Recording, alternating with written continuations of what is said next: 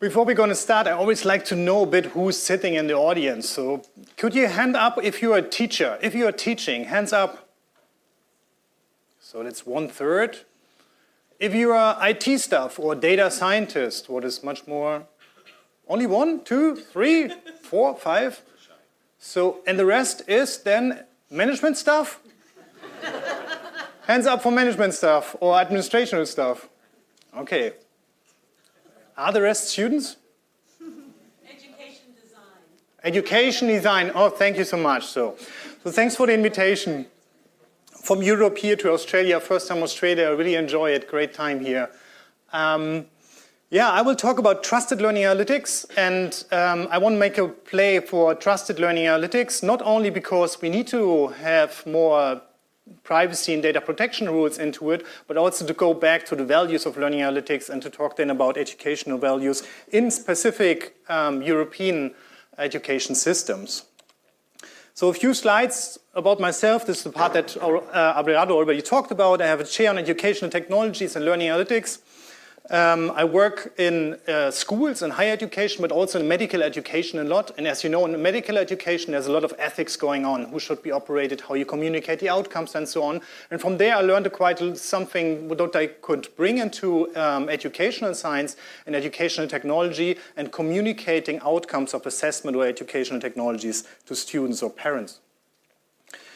So this is my work road. I always go from the Netherlands to Frankfurt by train. It's 260 kilometers. You have one of these high-speed trains that goes very quickly. So I think I can claim I really represent Europe, at least 2 countries, the Netherlands and Europe here. And I have a very different work context. So I'm at the Open University in the Netherlands. As you see, it's a very lovely place. We don't have any students. We have all the quietness that is needed for research.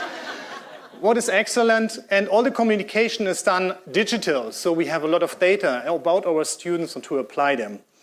And I'm in the educational science faculty here. Then Frankfurt is very different. It's face-to-face. It's a new building that just opened. You see a lot of people, and we have face-to-face education, and there I'm in the computer science department. And both groups work on learning analytics, and I combine both of them in European projects. So what I'm going to talk about is it will be a rather conceptual talk, talking about different definitions of trust, learning analytics, then some fears about learning analytics. Then I want to, as I'm now in Germany, I need to bring the learning analytics to Germany, talk about the foundations of the German education system, what goes back to the Humboldtian educational model, and see how that fits to data science and big data-driven societies. Then new demands that come on the European students, and maybe also for you guys, if you have European students in the studies here in Australia, with the General Data Protection Regulation in 2018. And finally, what I always like to do is bring these concepts into concrete technical artifacts to make concrete what we are actually talking about, to make it tangible and experiential for people. So definition of trust and learning analytics. So let's begin with trust. Let's start with trust. So what is trust about? I mean, everybody knows about trust. Everybody knows about trustful relationships. Just to bring us on the same page, a trustful relationship is a mutual based on openness, truth, reliability, integrity, belief, faith, and freedom of suspicion. And that's especially something where a lot of people in Europe have a lot of doubts about analytics, because they don't really trust the analytics system. They don't know what's going on there. So in order to have trusted learning analytics, we need to make them open and trustful for the students and also for the staff. A definition of learning analytics, I mean, we heard a lot about learning analytics, and I always use this framework that I published in 2012, where we basically have on the left side the stakeholders to having a holistic approach for learning analytics. On the left side, having the stakeholders, then institutions, teachers, learners, parents that are taken into account. Then different objectives of learning analytics is always to having reflection on the learning analytics results or having a prediction of the outcomes. Educational data, open and protected data, this is what this talk is about, protected data, how we need to deal with that. Different technologies that can be applied, educational data mining, recommender system, visualizations, different things we could apply here. Then again, constraints, ethics and privacy, very important. So in Europe, we have a lot of discussion about that. There are some institutes that already have ethical and privacy guidelines out there for their learning analytics. And finally, competences to be able to speak up on learning analytics, to have the agency to do something with the learning analytics feedback and the interpretation skills. So that's kind of learning analytics in a nutshell for me, for the research program, and trust in a nutshell. So what are fears of learning analytics? We had last week in Sydney, there was the luck, and we had this really inspiring keynote from Neil Selwyn from Monash University, and he was really bringing this example of the black mirror system, of the black box system, where people don't trust into the system. They are afraid of what's going on there because they have absolutely no control about what's in that system. And he used these examples from Black Mirror. I really liked his talk. It was a great talk. And he made a big statements. A growing number of people do not like the idea of data analytics in education. I mean, that's something we are fronted with, and that's something that's definitely playing in Germany, for instance, and also in the Netherlands, really heavily. I mean, if you want to do learning analytics, you directly need to talk to the data protection officer, and then you have to better have some good answers to roll out your learning analytics systems. So learning analytics has a trust problem, at least in Europe. And why it has a trust problem, and it's also what Neil said, learning analytics have politics. I mean, the outcomes of an assessment, we all know that an assessment can really be a high-stakes assessment. It can have serious consequences for your future career. And this is something learning analytics also goes into it.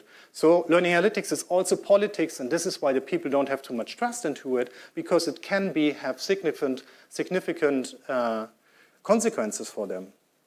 And Neil showed us some wonderful pictures of political structures that are made for a certain purpose. For instance, that one, nobody should lay down or no bird should land. So it's about black box and white box. So black box, white box, what we have currently in learning analytics is many black box solutions actually. So we have unknown algorithms that are working there. We don't even know if the algorithm is updated behind and if some new algorithm is applied. We have unknown data collection. You don't really know what kind of data goes into it. It's automated decision could be made. Most of them are not automated done, but there is some decision making in that. Most of the data subjects, so the students, have no access to their raw data, and also staff very often has no access to the raw data, and there's no control who uses actually this data for certain purposes, because you could also imagine that they are used by the academic staff or then by the management staff to see how the performance is going for the university.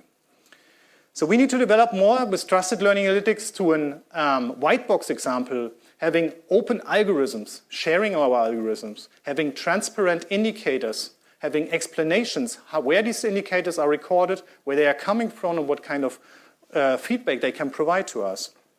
So no automated decision making, full access to the data, and knowing who accesses your data. And there's a very nice example from Estonia in Europe, where they have a kind of digital class book, where the students can really see who has access to their grades. And when the teacher accesses their grades, they get a kind of entry, and they see which persons, there's a record of persons that register that are registered, that had access to their system. And that's really kind of where the agency really comes in, where people can see and can ask someone, why actually you had a look at my records, and why at that moment? So knowing who has access to your data. There are some examples where people don't trust. I mean, you might know this Facebook emotion study breach that we had a few years ago, where Facebook modified the newsfeed of 700,000 users to see how they react then, and it did not provide any informed consent to that. So that's a typical black box example where people are faced to a certain situation that are changed, and then they didn't give any consent to it, and they don't even know what the outcomes of this are. There are also examples of that in education. We have in the Netherlands some examples. Who of you knows about the in-bloom example? Yeah, the Solar guys know about it. So they're kind of bored. So it's okay, he comes again with the in-bloom example. But there's a big bunch that does not know, so I'll tell it again. Sorry, guys. So in-bloom was a 100 million investment in the US, taking the burden from the schools that they can store their data from the students in a data repository or something, and then this data is analyzed in a purposeful way. And it has been no commercial partner be part of it. It was the Bill Gates Foundation. It has been 9 US states that are working with the Bill Gates Foundation to get this data harvesting approach and to get meaningful data out of that. The problem of the Imblum example was that it was not communicated properly to the parents and to the students.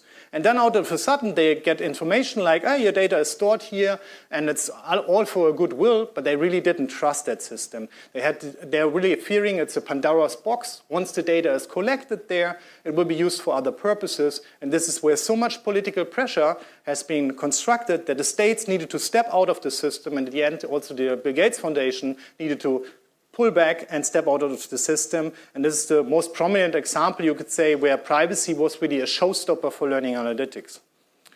And since that time, in 2014, also some US people came to us, European, and said, hey, what are you actually doing with these privacy rights? And I heard something about right to be forgotten. What is actually about? And it was kind of first step to negotiate and think about different rights that they could also be applied in the US. So, ignoring the fears and the public and perception of the application of analytics can lead to a lack of acceptance, protest, and even failure of a whole learning analytics implementation. And I think you definitely also have examples in Australia as well. I mean, once data is out of the street, you're directly on the news, and you don't want to be on the news, I guess, with any lost data or something. So there's a high sensitivity to this topic. So now getting to fears that are there, to values of an educational system. And as I need to apply now as I want to apply learning analytics in Germany, I need to go back to Humboldt, who basically set up the education system in Germany in 1810. So who of you knows about Humboldt? Hands up? Yeah, good. Okay, it was a Prussian philosopher who got the task from the king, please set up a new education system for the Prussians. And he had really the opportunity to take great scholars like Kant and others into the first university. And he was really driven by, we need to get away from this middle-age system. So we really need to have an education system that is based on unbiased knowledge, that is combining research and teaching, that is allowing students to choose their own course of study, develop autonomous and reflected individuals, education beyond vocational training only. So he always talked about general learning, comprehensive general learning, to be a full responsible citizen and have cultural knowledge. When I read through these pillars he put into the education system, a lot of things, there should ring some bells of talks you might have had today as well. So transferring Humboldt's model to the big data age, you see some things coming back. So combining research and teaching. I mean, this is what we want to do in learning analytics. We want to apply on-demand research and teaching together, allowing students to choose their own course of study. So personalization. This is basically personalization, what is still there. Develop autonomous reflected individuals, self-regulated learning, feedback culture, other things, already part of it, 1810, 200 years ago. Comprehensive general learning, that we have the term of lifelong learning, that's very important now to upskill in these times of changing AI things that's going on. And cultural knowledge, having a feedback culture rather than a summative assessment culture that we have now, was really on his score for the education system he invented 200 years ago.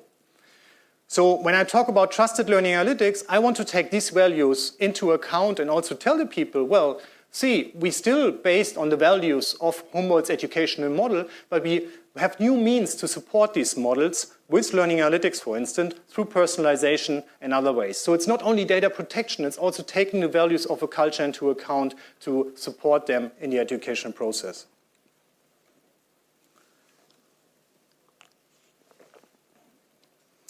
So then we get new demands. Well, they even put a counter there. So the General Data Protection Regulation 2018, that's something that is actually already 2 years ago that it has been released. It has 2 years to be implemented. And now they even put a countdown on the website. The European Commission is really proud of this new data protection law. They say it's the most modern data protection law, and it's made for the big data society of tomorrow. So it's the biggest change to data protection that we ever had. And what is that about? Let's see some of the rights that have been enabled now. So it will be enforced in 25th of May 2018. And this is basically fundamental rights a data subject gets now. You will get these rights if you're a European citizen from your bank, so you can request these rights from your bank, from the school, from any other system, and definitely also from learning analytics system. So what these rights are about, it's the right to be informed, to know about what's actually going on with the data, what kind of strategy is about, implemented in the university. The right of access, the right that I can always access my raw data and have a look on the data that is there.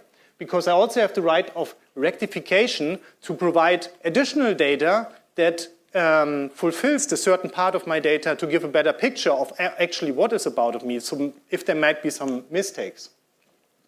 Then the right to erase, what is also better known as the right to be forgotten. So soon my students can come to me and say, Hendrick, thanks for the course, was really nice, please delete my data. So, and then I need to have a button, delete the data, and it should be gone. It should be, the raw data should be gone. Right to restricted processing, and very exciting, I find, right to data portability. What basically says, well, I studied at the University of Frankfurt, thank you so much, I want now to go to the University of South Australia, could you please pack my data? I go down to Shane and want to unpack it here and want to study in Australia. I don't know how to do it currently, but they have the rights from 25th of May to behave like this. So I guess it's the first time that law becomes more advanced than technology is. It was always the other way around. Technology was more advanced than law, but now they really challenge us. So we need to get, and 25th of May, it's 70 days or something, you know. So any solution to that, I'm really happy to share. Talk to me. So the right to automated decision making is another one that you also, to object automated decision making. So then again, a little quote. Do your learning technology systems support these rights? Hands up if you think these rights are supported by your systems. Yeah, you can raise your hand, so just stand up, or I want to talk to people that have these rights implemented. Yeah, okay, I see. So it's a tough job, and this is where I say we need to go for trusted learning analytics. It's not only about protecting these rights, we really also have to bring in now directly values of the educational system and make the trusted learning analytics system that people trust in them, that has meaningful information for them. And although your learning analytics systems might not support these rights, and you think, well, Hendrick, I'm in Australia, who cares? That's your problem in Europe. I just learned at the LUC, there was an association of public land-grant universities, whatever that association is, but they informed all their members that the GDPR rights is traveling with the European citizens. So that was meaning basically if it would be 26th of May and you would do this presentation with me, I would have special rights and actually didn't sign anything for this video recording, Shane. So, not yet, right. This would be the good answer for that. So even then, well, I'm not a lawyer and I hardly could imagine how that works, but the European Union is claiming that these rights are traveling with their students through the world. And even if you do tracking or whatever registration in your countries with European students, that those rights should be given. How that really works, I don't know. So I'm not a lawyer, but that's something I learned at LUC. So let's see. So, and some things are already on its way. I mean, it's not like that comes out of the blue. There are some prominent examples like the Open University UK in Europe that have these policy and ethical guidelines already in place to tell their students about. JISC, the umbrella organization in the UK, also have the Code of Practice for Learning Analytics. Dragan, for instance, also had these, and Edinburgh implemented a nice policy already for that. So from a government structure, there's a lot of things has been done already. This is a paper that Abelardo mentioned, so another part of my talk I could switch. So that's this delicate paper that we brought out. So among having a governance structure about how to deal with this data and get all the papers right, we aimed with the delicate paper to have something that people on the work floor can make a quick judgment if learning analytics is going the fine way, or if you're going in any privacy constraints with it. So it should make these complex lawyer talks speakable on the work floor, and therefore we invented these delicate checklists. That is, as I said, inspired by the medical education, where you have a lot of checklists to do a patient transfer, and you'd go through all these different checklists to see the process is going fine. And this is where we came up with the delicate checklist for learning analytics to see that all these data aspects are done in the right way. Other example, also presented at the LAC. You see, I really charged my batteries at LAC. There's a lot of new things. Was really a good conference. Is then the Sheila project that we're working together with Stragan with the team in Edinburgh, where a policy framework has been invented informing institutional strategies for policy processing for learning analytics. So from the government side for privacy and data protection, there are a lot of things are well prepared. You can easily follow these things and follow the implementation of that. And my internet connection is unstable, so I hope for the people online it's not a problem.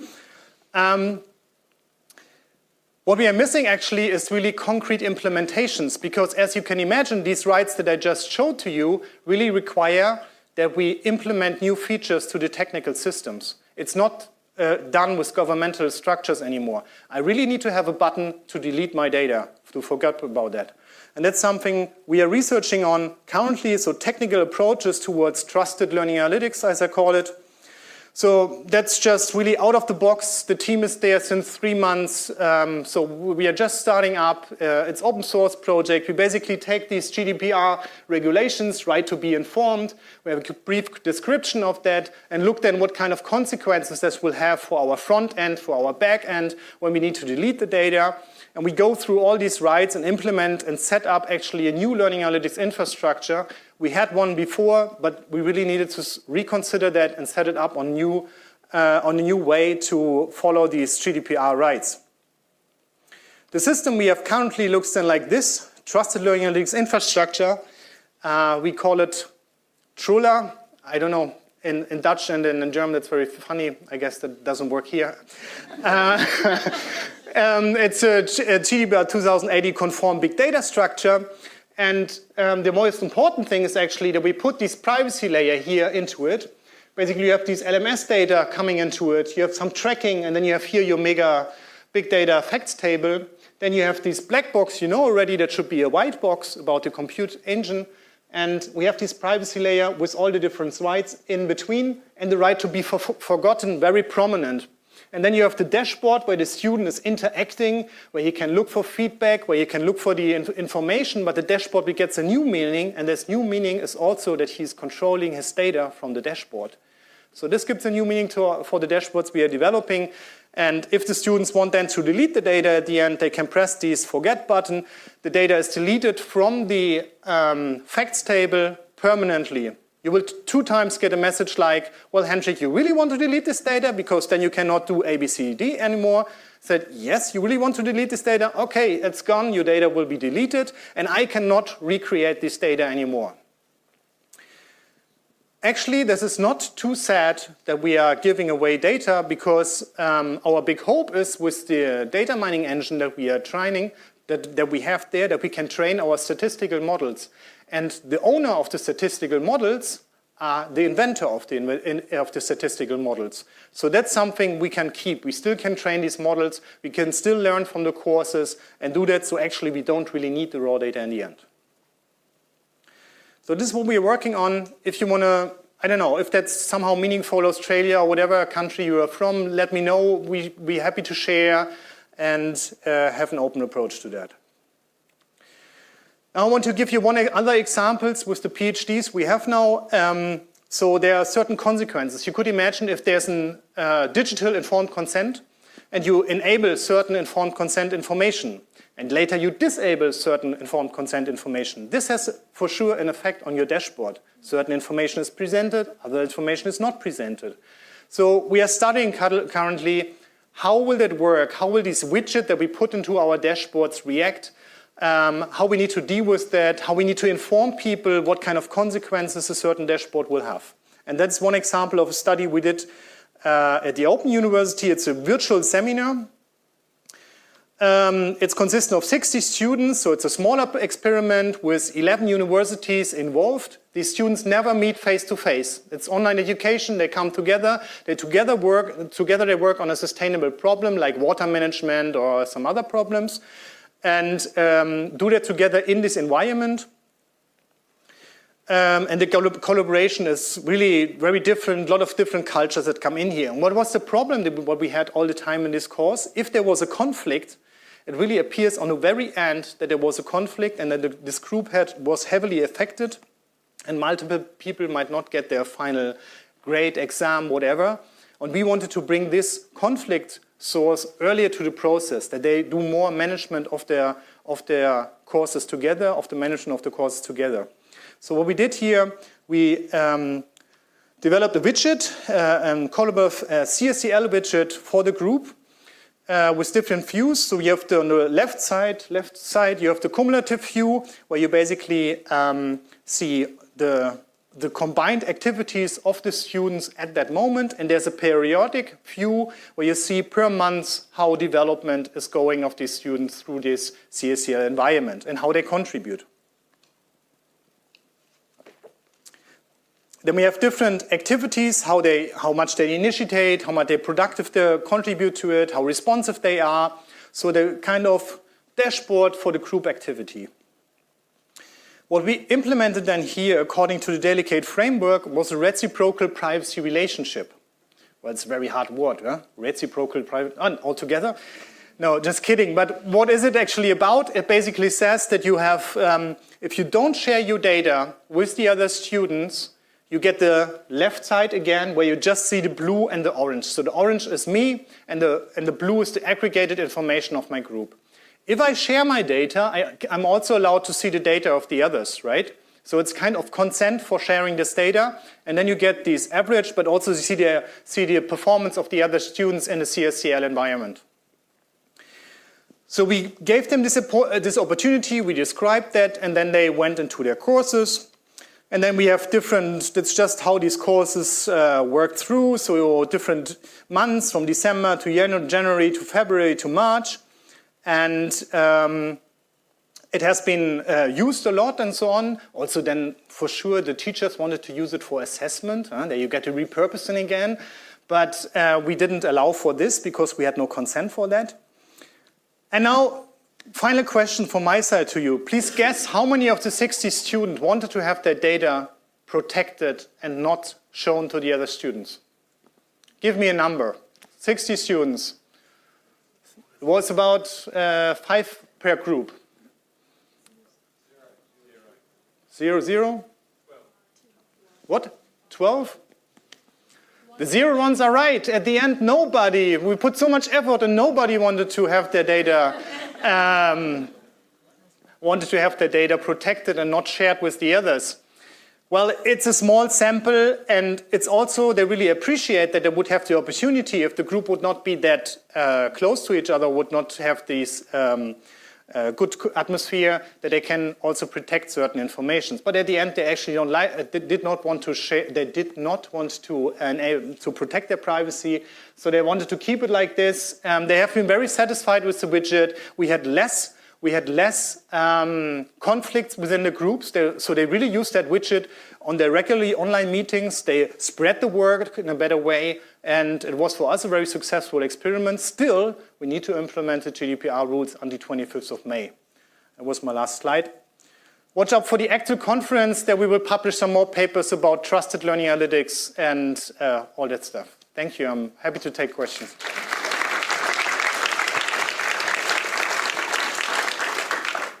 Thank you. Do we have any questions for Hendrick? Or any offerings on how to do his job? Yeah. A couple, maybe one question, one comment. First question is, in the EU, when they implement those new laws, that's all opt-out, though? It's an opt-out basis, those laws are being implemented? Yeah, let me think about, is it an opt-out or opt-in? Well, in the consent, basically, we have a digital consent, and they can enable all of these rights on a certain way. No, the consent is a different thing. So they could come to me and say, well, I want to have to delete my data for one of the courses. So you do it really on a course level. Okay, so it's opt-out then. Yeah, right, yeah. And then just when you brought Humboldt up there, I don't know him personally, of course, but... Me either. Yeah, but it just makes me think, and maybe it's not many people in this room, but a lot of people outside this room, that he would never have envisioned what is happening today in terms of computer-human interactions. And one of the interests I have in this area is what this means about us as being a human and using all of this data in a very machine-oriented fashion. I mean, what are your reflections on that, sort of the more philosophical kind of critique of LA? I don't know if it's philosophical critique. Actually, I have been very pleased to see what Humboldt puts out there is still personalization. I think what he does not want to have is have a kind of class of 800 people, give the lecture, and then they leave again. That's not the idea he had. So providing personalized information, providing personalized learning opportunities would pretty much something he would like, actually. I mean, there are certain scales to it. You can expand that. I don't know. I'm also searching here. Huh? I'm also looking for a good approach, and what it does, for instance, mean as an AI bot, like George said this morning, would react then and provide you feedback. I mean, that's something Humboldt could not even think about, and it's something we need to get used to it. But yeah, I don't know. I'm also picking into that thing now. I cannot give you too much information on that. Sorry. Another question. Thank you very much. That was interesting. I noticed on Humboldt's list that you didn't highlight the first one, which was something to do with unbiased. Yeah. Yeah. Right. Unbiased knowledge, yeah. Yes, I thought that was very interesting because it's easy for us to think of data is unbiased, it's just the facts, right? But of course that is not true at all, like it says. Yeah, political and all the rest. Is that why you didn't highlight it? No, I think I just missed it in my hotel room. The jet lag kicked in and so on. But it's a very good idea. I'm going to do that for the next one. Thank you. So that's really work on progress, as you see. Thank you. Excellent. We have time for... Yeah, Hendrik, thank you for the talk. And I was just wondering about the right to be forgotten, how that would work out in sort of collaborative group work. Yeah. You got any comments on that? I mean... could lead to some tension. Some students do not want to be forgotten, but you know, if it's a shared product, what do you take out and what do you leave? Yeah, that's a very good point, Martin. I don't know. I think even the lawyers don't know what they did to us. But yeah, this is really, I mean, that's the nitty-gritty details, how you deal about that. And also in a group work, I mean, if it's 5 people that work together, even removing then the name or whatever, it's in the text and so on. I don't know, I guess that is research. This is why I call the research program Trusted Learning Analytics and try to find answers in the next years. Or until 25th of May, sorry. Hendrik, thank you. I heard on the news this morning that Germany has introduced a law that can fine Facebook up to 60 million euro if a tweet that is deemed as racist or similar is not deleted within a week. First country in the world. Will there be similar responsibilities in educational institutions to monitor this kind of talk, and will learning analytics have any role in that? I mean, yeah, that's a very good point. What I didn't say is in this GDPR, they put into that you can have up to 4%, so you can get a fee up to 4% of your global income, right? So not like, well, the company is based in Ireland and we are actually operating. Your global income, 4%, can be the fee for, depending whatever the judge is saying about this privacy issue. However, academia is taken out of this.